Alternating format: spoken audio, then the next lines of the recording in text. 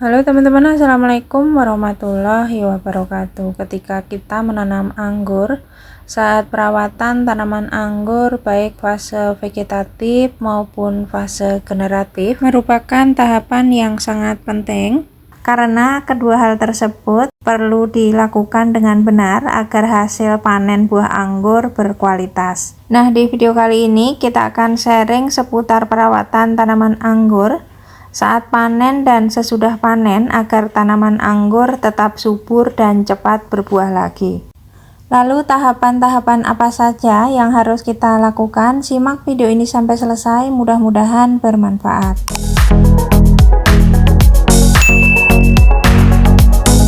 Biasanya buah anggur yang ditanam di dataran rendah mencapai kematangan sempurna 120 hingga 125 hari setelah pangkas atau 80 hari setelah bunga mekar. Atau bisa juga ciri-ciri buah anggur siap panen adalah dilihat dari tekstur dan aromanya. Tekstur buah yang matang terasa kenyal, tidak terlalu keras tapi tidak terlalu lembek juga.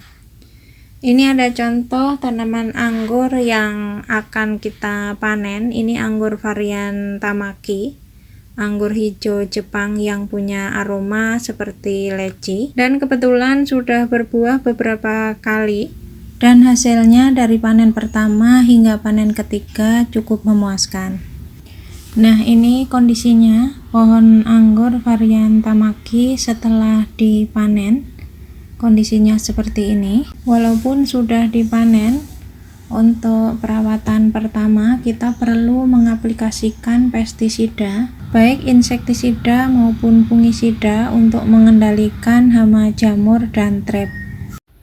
Untuk pemakaian pestisida sebaiknya kita mempunyai lebih dari satu merek dan penggunaannya di rolling atau di selang-seling dengan merek yang berbeda, tujuannya agar tidak terjadi resisten hama atau kekebalan hama. Jika teman-teman ingin praktis penggunaan baik insektisida maupun fungisida bisa diaplikasikan secara bersamaan.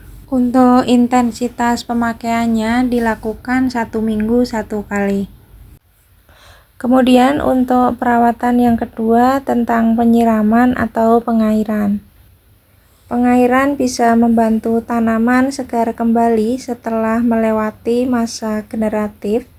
Jika setelah panen turun hujan, maka tidak perlu melakukan penyiraman lagi. Yang perlu diingat bahwa tanaman anggur tidak suka air yang berlebihan, jadi cukup jaga kelembapannya saja, jangan sampai becek atau basah berkepanjangan.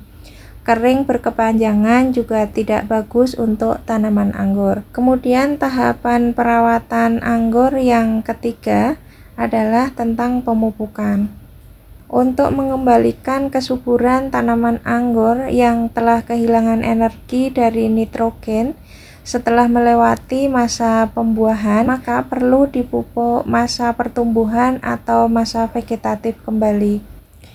Kita bisa mengaplikasikan pupuk NPK Mutiara Seimbang dan juga POC Air Lindi untuk memulihkan kesuburan tanaman anggur. Untuk pengaplikasiannya sendiri bisa selang-seling atau bergantian. Dalam 1 minggu itu 2 kali.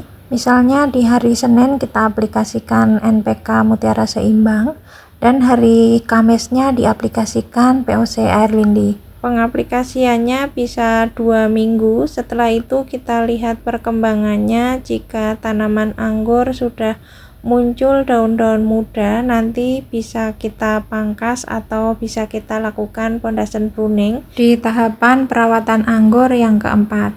Nah, ini contohnya seperti ini, sudah muncul daun-daun baru setelah diaplikasikan pupuk NPK Mutiara Seimbang dan Air Lindi selama 2 minggu.